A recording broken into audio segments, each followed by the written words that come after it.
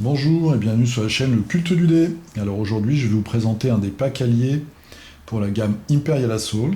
Donc je vais vous présenter un pack qui est arrivé pendant la première vague, donc juste après la boîte de base aux États-Unis, et qui va arriver en France, je pense, incessamment sous peu, traduit. Donc c'est le pack des troopers rebelles, des Rebel Troopers, donc les soldats rebelles, voilà, qui arrivent. Donc on a trois figurines dans le petit blister. C'est presque les personnages qu'on voit les tout premiers dans le premier film chronologiquement. Euh, voilà, quand ils se font aborder par les troupes de choc de Dark Vador. C'est eux qui défendent le vaisseau où Princesse Leia se trouve. Et ils ont d'ailleurs un destin assez funeste. Voilà, donc des figurines très sympas comme d'habitude, qui sont d'un très bon niveau, je trouve, moi, pour du tabletop. Donc j'ai essayé de rester à peu près fidèle au film. Dans le film, ils sont en gris, le gilet et les pantalons sont de la même couleur. J'ai pas trouvé ça terrible, donc j'ai fait un petit changement. Voilà, donc on a trois figurines comme ça, avec leur joli casque qui brille. C'est un peu bling bling. Alors qu'est-ce qui arrive dans le pack? Je crois, parce que je dois vous avouer que j'ai un peu mélangé mes cartes sur ce coup-là. Je crois que dans la boîte de base, on n'a que la carte grise, c'est-à-dire que la carte normale. Et qu'avec ce pack arrive la carte élite. Donc ils sont un peu plus chers. On voit qu'ils sont un peu plus forts, ils ont plus de points de vie. Et donc oui, ils ont leurs habilités ici. Donc ils ont deux en armor piercing à la place de un. Et ils ont aussi deux en visée à la place de un. La toute première caractéristique est exactement la même. Par contre, ils ont celle-ci contre deux actions, se mettre en position. On peut gagner 4 points de mouvement et on devient focus. Voilà, ils sont un peu plus balèzes. Moi, je trouve que si on joue en escarmouche les rebelles, c'est presque un achat obligatoire. Parce que sinon, on est vraiment en sous-nombre. Alors, ensuite arrive une side mission. Voilà. Brace for Impact. Donc on peut, quand on joue en campagne et qu'on est rebelle, mettre dans son paquet de cartes vertes.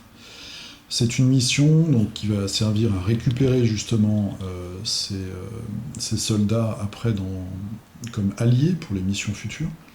C'est une mission où en fait on doit justement aller hacker, pirater un terminal au fond d'une base impériale et on est aidé par des soldats rebelles qui se trouvent derrière une barricade.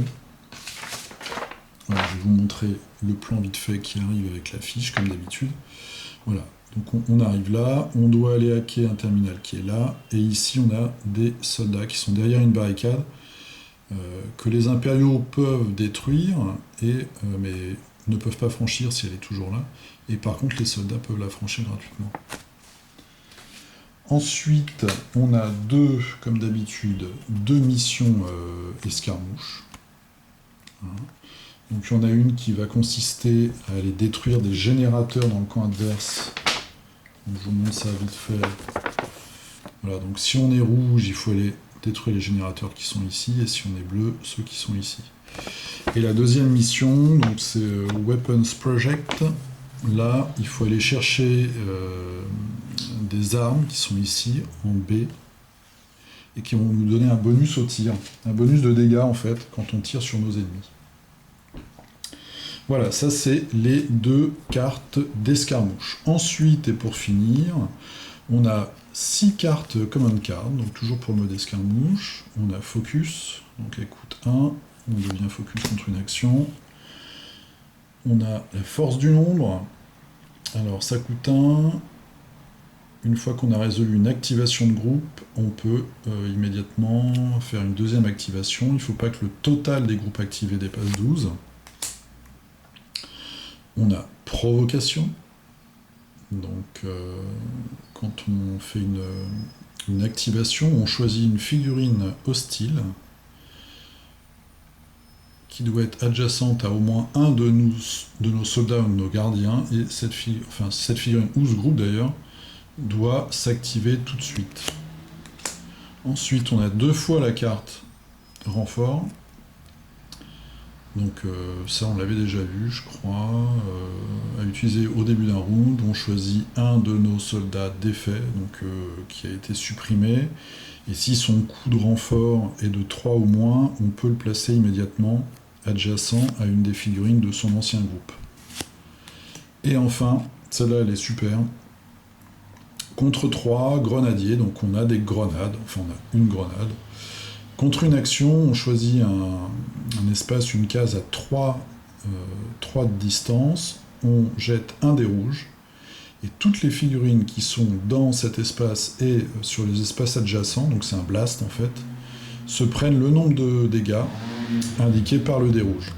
Ça c'est très bien parce qu'on manque de blast avec les rebelles. Voilà, donc c'était la vidéo, vous voyez c'est très rapide, 5 minutes, la vidéo de présentation de ce petit pack qui va arriver bientôt. Moi je le trouve très chouette, j'aime beaucoup ces personnages. Et je trouve que c'est très utile d'avoir ces troupes-là quand on joue en escarmouche. Voilà, bah écoutez, je vous dis à la prochaine pour une autre vidéo sur Imperial Assault, puisque je suis pas mal dedans, ou sur un autre jeu. A plus, salut!